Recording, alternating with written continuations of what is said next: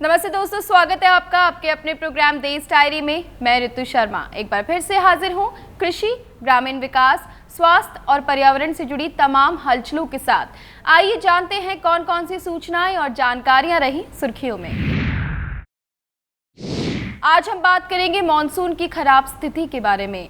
जानेंगे क्या है प्रधानमंत्री मुद्रा योजना, बताएंगे कहां बन रहा है नेचर कंजर्वेशन पार्क, समझेंगे वन रैंक वन पेंशन का किससे मिलेगा फायदा, साथ ही बताएंगे हर साल पेड़ों की कटाई का आंकड़ा।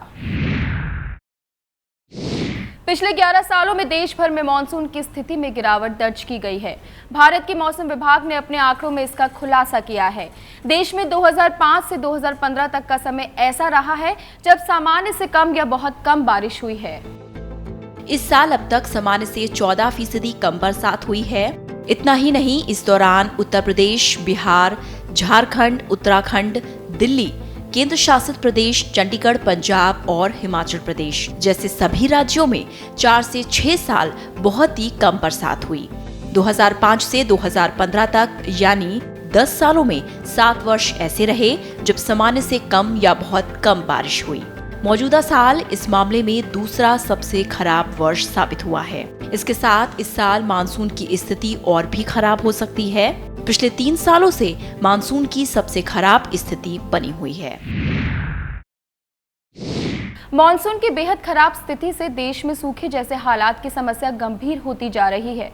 ऐसी स्थिति में सूखे से निपटने के लिए मोदी सरकार ने तैयारियां शुरू कर दी हैं। अगस्त तक पूरे देश में सामान्य से 12% कम बारिश होने के बाद सितंबर के महीने में और भी कम बारिश का अनुमान है। ऐसे में संभावित सूखे को देखते हुए मोदी सरकार ने इससे निपटने की तैयारियां शुरू कर दी हैं। सरकार के एजेंडे में सबसे पहले है महंगाई को बढ़ने से रोकना। किसानों को सब्सिडी पर डीजल की सप्लाई बढ़ाने के साथ खाद्य वस्तुओं का इंपोर्ट तेजी से कराना शामिल है। यही कारण है कि खाद्य मंत्रालय को आदेश दिया गया है कि 5000 टन दालों का इंपोर्ट जल्द से जल्द किया जाए।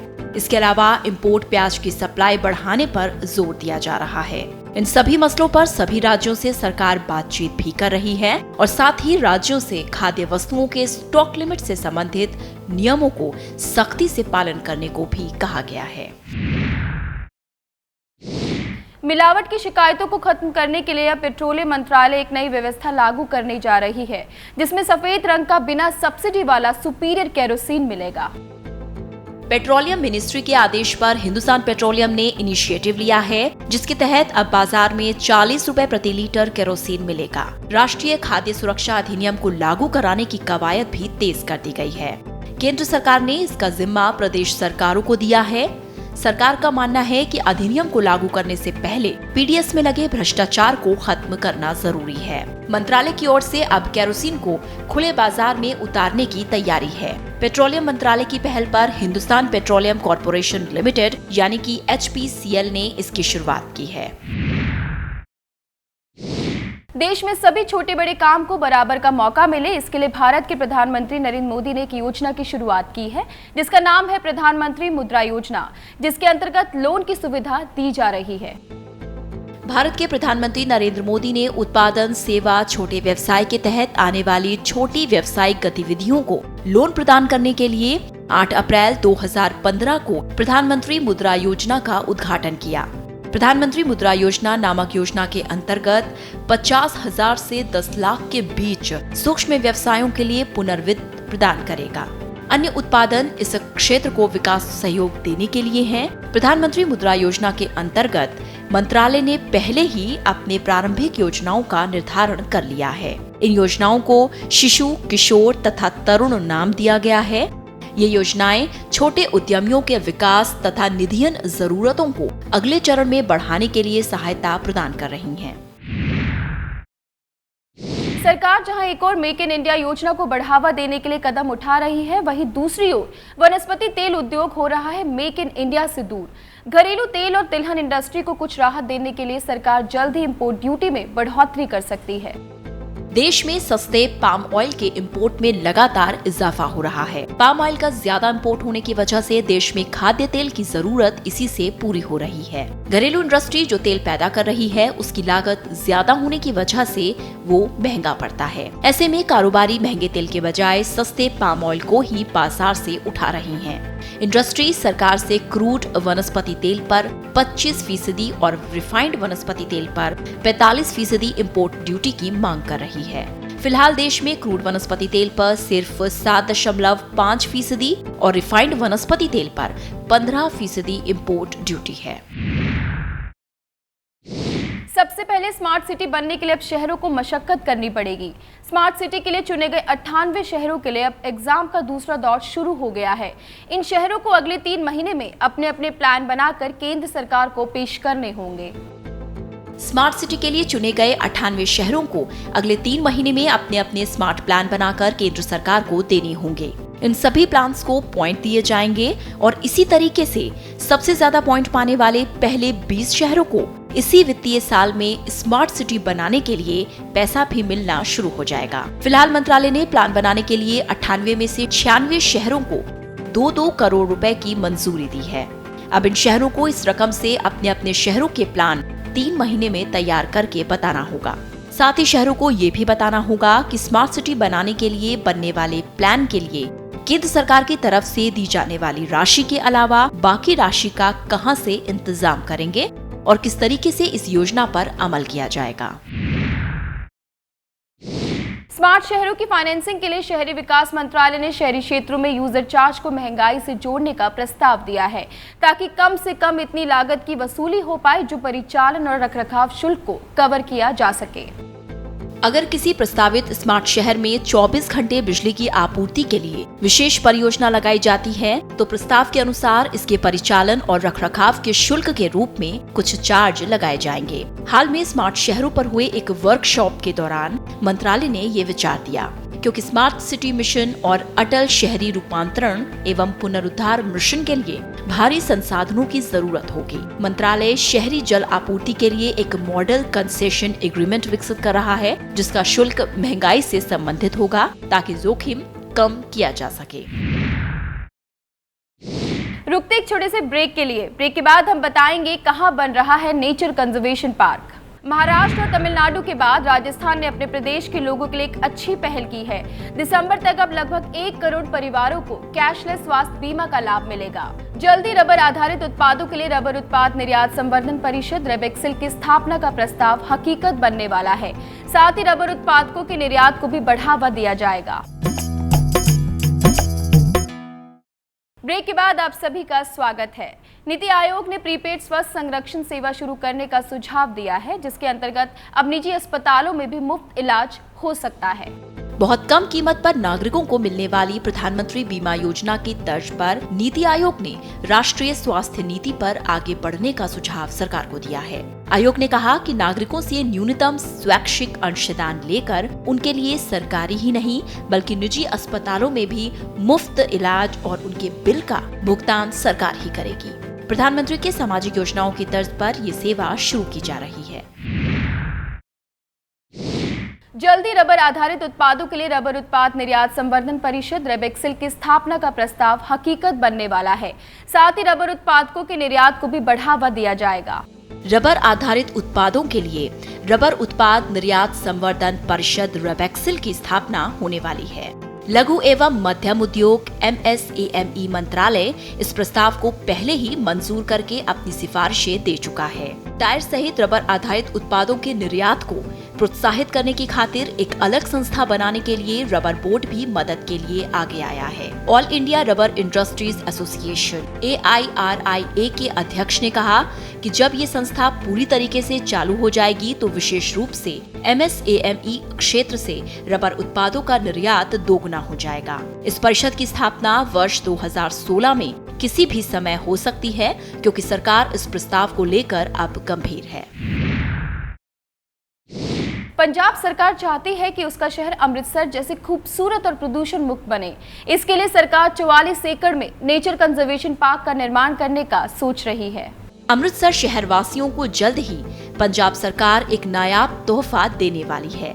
शहर को प्रदूषण मुक्त बनाने के लिए पंजाब सरकार ने शहरों के बीचों बीच पड़ी 44 एकड़ की जमीन पर नेचर कंजर्वेशन पार्क बनाने की मंजूरी दी है। 40 कुएं के रूप में जानी जाने वाली इस जमीन पर नेचर पार्क स्थापित करने के लिए सीएम ने लोक निर्माण विभाग को पार्क के डिजाइन और लैंडस्केपिंग के माहिरों की मदद लेने को कहा है। मुख्यमंत्री ने यह भी कहा कि न्यूयॉर्क नेचर पार्क की तर्ज पर अमृतसर में ये नेचर पार्क तैयार किया जाएगा, जिसमें पैदल चलने के लिए botanical garden, light and sound service और पर्यटकों को आकर्षित करने के लिए अन्य सुविधाएं भी उपलब्ध कराई जाएंगी।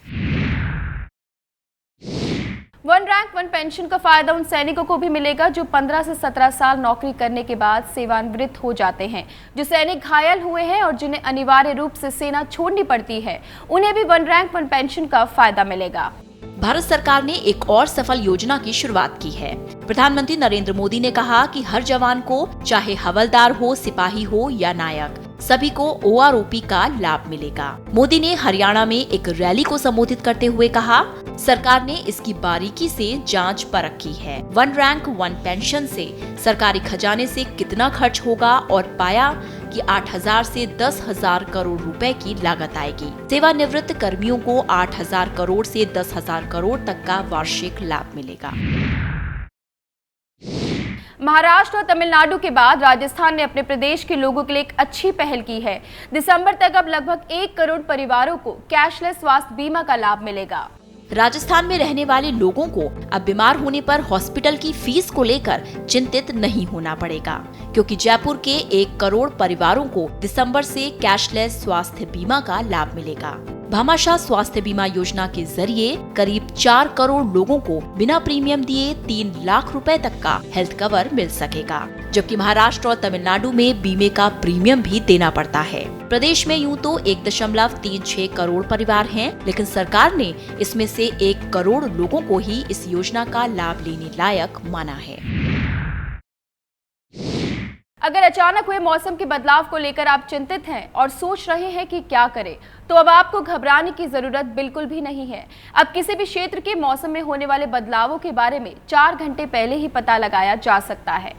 केंद्रीय गढ़वाल विश्वविद्यालय के प्रोफेसर ने दावा किया कि वर्तमान में रेन गेज, रडार और सैटेलाइट के माध्यम से मौसम संबंधी चेतावनी और भविष्यवाणी की जा सकती है। शोध के दौरान उन्होंने गुवाहाटी और खड़गपुर में विद्युत क्षेत्र sensor, plate antenna sensor, precipitation current sensor, induction ring sensor और कोरोना करंट सेंसर से प्राप्त डाटा का अध्ययन किया और जाना कि मौसम में किसी भी प्रकार का बदलाव होने पर विद्युतीय तरंगों में भी परिवर्तन होता है। इस परिवर्तन को विद्युतीय क्षेत्र सेंसर यानी कि इलेक्ट्रोफील्ड सेंसर और प्लेट एंटीना सेंसर से मापा जाता है। ऐसा माना जा रहा है कि अगर वातावरणीय विद्युतीय मापदंडों की निरंतर निगरानी की जाए तो मौसम का पूर्वानुमान लगाया जा सकता है। मसलन सेंसर में वोल्ट और एम्पियर में बढ़त होने पर लोगों को सतर्क भी किया जा सकता है।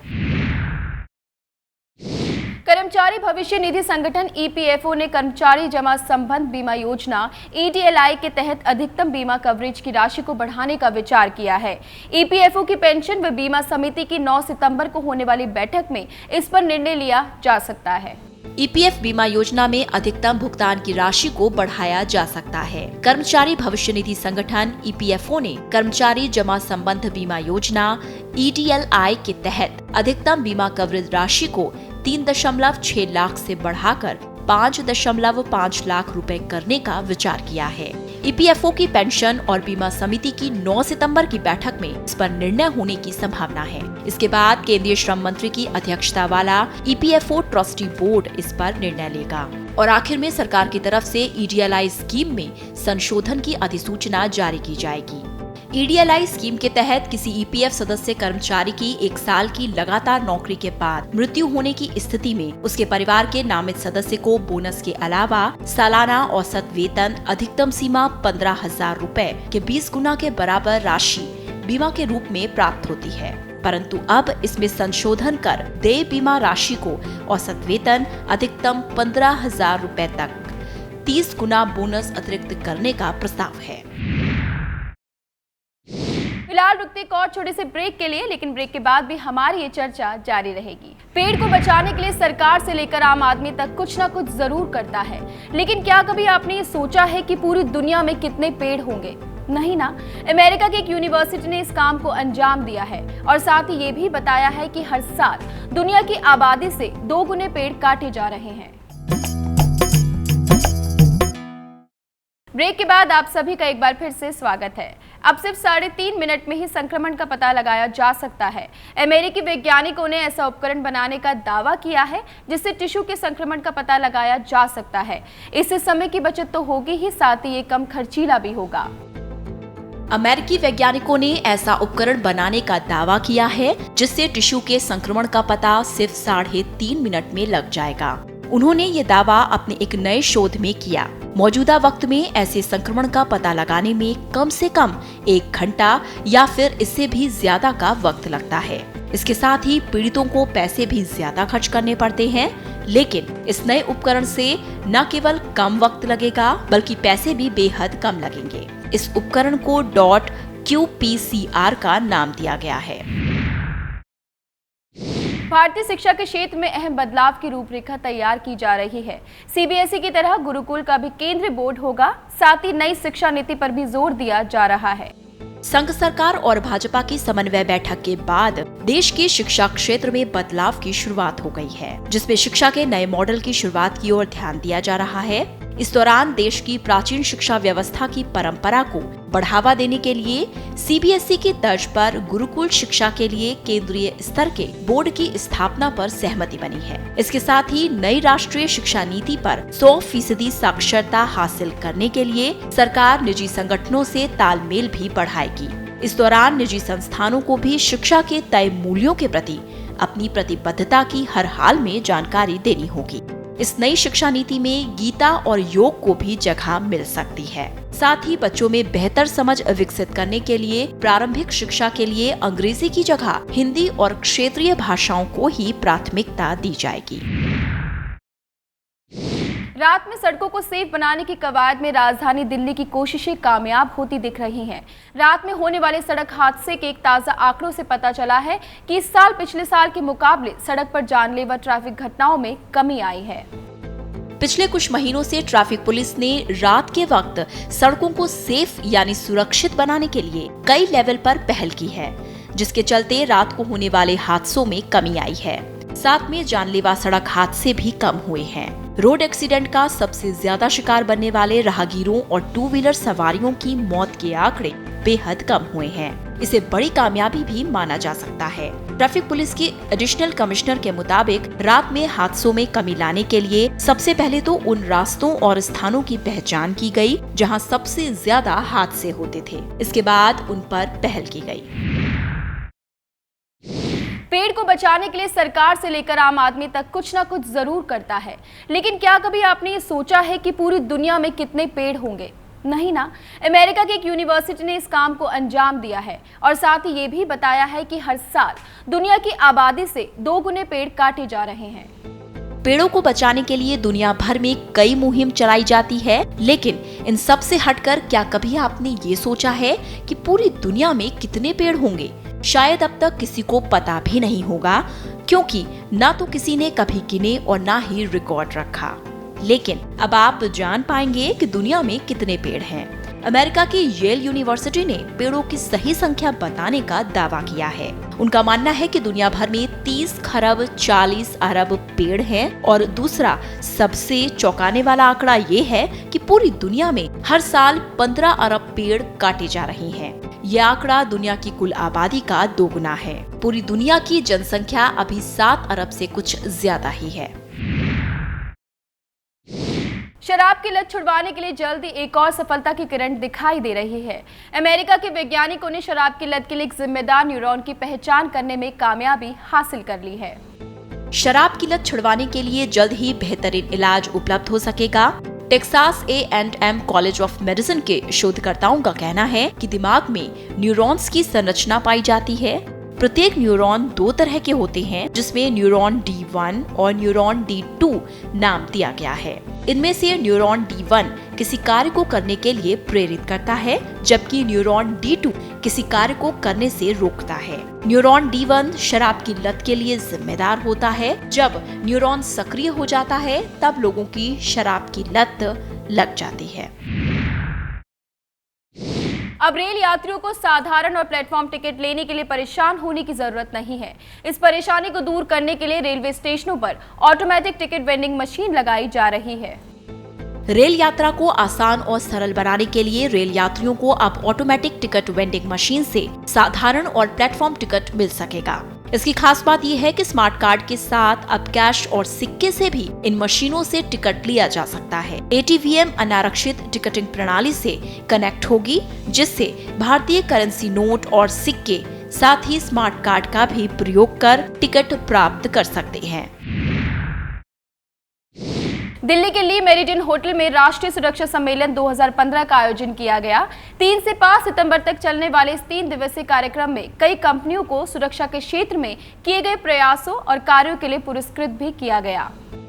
नेशनल सेफ्टी कन्वेंशन 2015 के आयोजन का मकसद जीवन के हर क्षेत्र में सुरक्षा के लिए प्रयासरत रहने के प्रति जागरूक करने के लिए था। फिर वो चाहे सड़क और ट्रेन यातायात की बात हो या सुरक्षा के लिए घरों में किए जाने वाले छोटे छोटे प्रयासों की। देखिए, ऐसा है कि सुरक्षा एक अहम मुद्दा है। आज भारत बहुत प्रगति कर रहा है, बहुत इंडस्ट्रीज आ रही हैं और हम आशा करते हैं कि आने वाले वर्षों में काफ़ी एक्टिविटी हमारी प्रोजेक्ट स्टेज में इंफ्रास्ट्रक्चर में होगी। अब जब ये होता है तो बहुत ज़रूरी है कि हम सुरक्षा का पूरा ख्याल रखें। उसके लिए सुरक्षा बोध होना ज़रूरी है, उसके बारे में ज्ञान होना ज़रूरी है और उसको हमको प्रैक्टिस करना बहुत ज़रूरी है। जब हमारे मैन पावर बढ़ेगी तो स्किल्स के साथ साथ सुरक्षा का भी उनको ज्ञान होना चाहिए। इसमें इस तरह के जो सेफ्टी कन्वेंशन हम करते हैं उससे अवेयरनेस बढ़ती है लोगों को इस बारे में। 3 दिन तक चलने वाले इस कन्वेंशन के आखिरी दिन कंपनियों और फैक्ट्रियों का मुआयना किया गया, जबकि दूसरे और पहले दिन विशेषज्ञों ने सुरक्षा के बारे में न केवल अपने विचार रखे बल्कि कई कंपनियों को अपने कर्मचारियों की सेफ्टी के प्रति सजग होने के लिए पुरस्कृत भी किया गया। सेफ्टी फर्स्ट यानी सेफ्टी फर्स्ट, हर एम्प्लॉयज यानी हर मजदूर इस चीज़ को ध्यान रख करके अपने कार्यस्थल पे कार्य करता है और उसी का नतीजा है। जो भी कार्य करता है सेफ करके करता है और नियर मिसेस जो भी होते हैं उनको ख़त्म करता है। उसी का परिणाम है कि जो हमारी मदर डेयरी को आज नहीं लगातार सेफ्टी अवार्ड मिलते रहे हैं। इसके लिए पीछे गोवा में भी जैसे मिला ग्रीन एच अवार्ड और दिल्ली में भी, तो लगातार जो अवार्ड मिला है ये सब क्योंकि प्रैक्टिकली जो मजदूर हैं वो काम करने में अपने आप को सेफ्टी के हिसाब से काम करते हैं। तो दोस्तों, आज के लिए बस इतना ही। हम फिर मिलेंगे कुछ नई जानकारी और सूचनाओं के साथ। तब तक के लिए मुझे दीजिए इजाजत और देखते रहिए ग्रीन टीवी। नमस्ते। अगर आपके गांव की कोई समस्या हो, कोई जानकारी हो जो आप हमारे साथ साझा करना चाहते हैं, तो आपका स्वागत है। हमारा पता है Green TV B131 sector 63 Noida Uttar Pradesh, pin 201301।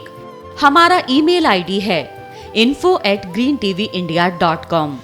आप हमें फोन भी कर सकते हैं। हमारा नंबर है 0120 498 0000, साथ ही 0011।